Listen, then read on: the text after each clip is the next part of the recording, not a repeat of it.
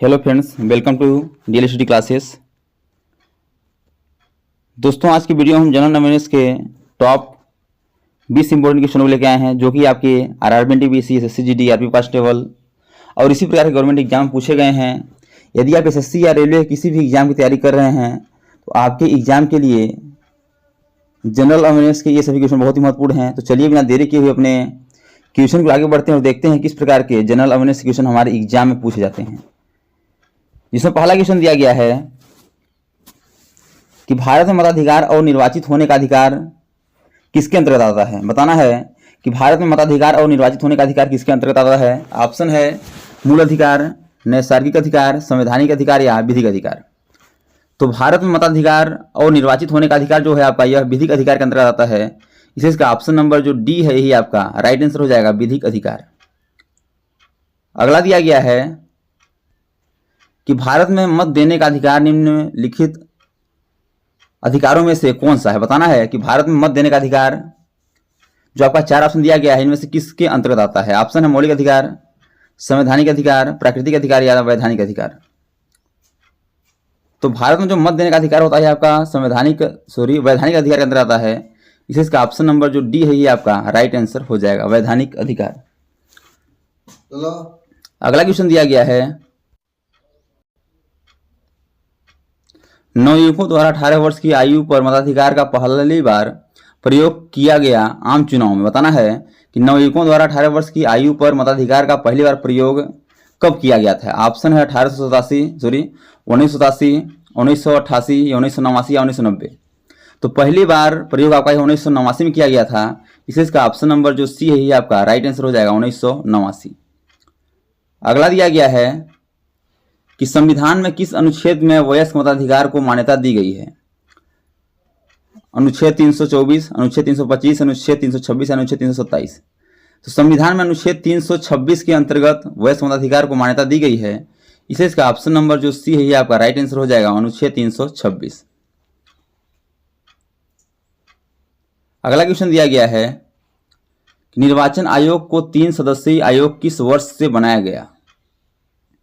बताना है निर्वाचन आयोग को 3 सदस्यीय आयोग किस वर्ष से बनाया गया है। ऑप्शन है 1982, 1988, 1989 या 1990। तो इसका करेक्ट आंसर हो जाएगा ऑप्शन नंबर सी, 1989। 1989 से निर्वाचन आयोग को 3 सदस्यीय आयोग बनाया गया है। इसे इसका option number C right answer हो जाएगा। अगला दिया गया है कि निम्न में से कौन सा चुनाव निर्वाचन आयोग द्वारा संपादित नहीं किया जाता है। बताना है कि ऐसा कौन सा निर्वाचन आयोग द्वारा संपादित नहीं किया जाता है, कौन सा चुनाव है। ऑप्शन लोकसभा का, राज्यसभा का, राष्ट्रपति का या स्थानीय निकायों का। तो आपका इसका करेक्ट आंसर हो जाएगा स्थानीय निकायों का, इसलिए option number D right answer हो जाएगा।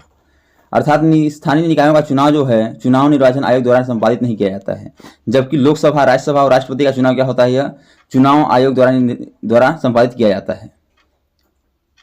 अगला दिया गया है कि निम्नांकित या निम्नलिखित में से कौन सा नेशनल वोटर्स डे है। बताना है नेशनल वोटर्स डे कब मनाते हैं। 5 जून, 1 नवंबर, 25 जनवरी या 8 मार्च। तो 5 जून को विश्व पर्यावरण दिवस मनाया जाता है, 8 मार्च को अंतर्राष्ट्रीय महिला दिवस मनाया जाता है, और जो 25 जनवरी है इस दिन को आपका हम नेशनल वोटर्स डे मनाते हैं। इसलिए इसका option number C right answer हो जाएगा। अगला दिया गया है कि भारत में मतदान के लिए प्रयोग की जाने वाली मशीन VVPAT का संस्करण क्या है। बताना है कि जो भारत में मतदान के लिए अर्थात मतदान निर्वाचन के लिए जो मशीन प्रयोग की जाती है उस मशीन का नाम है VVPAT। यह इसका कौन सा संस्करण है। यह तो ऑप्शन है M1, Z1, M3 या Z3। तो यह संस्करण आपका M3 है। इसलिए इसका option number C right answer हो जाएगा। अगला दिया गया है किस दल को राष्ट्रीय दल के रूप में स्वीकृति तब मिलती है जब वह। बताना है किसी दल को राष्ट्रीय दल के रूप में स्वीकृति कब मिलती है। ऑप्शन है कुल मतदान का 5% प्राप्त करना, सभी चुनाव क्षेत्रों में चुनाव लड़ता है, 4 से अधिक राज्यों में सत्ता प्राप्त करता है, या वह दल कम से कम 4 राज्यों में राज्य स्तरीय दल की मान्यता प्राप्त हो। तो किसी दल को राष्ट्रीय दल के रूप में स्वीकृति तब मिलती है जब वह दल कम से कम 4 राज्यों में राज्य स्तरीय दल की मान्यता प्राप्त की हो। इसे इसका ऑप्शन नंबर जो डी है ना, यही आपका राइट आंसर हो जाएगा। अगला दिया गया है कि भारतीय राष्ट्रीय कांग्रेस में राष्ट्रीय शब्द प्रभावी था।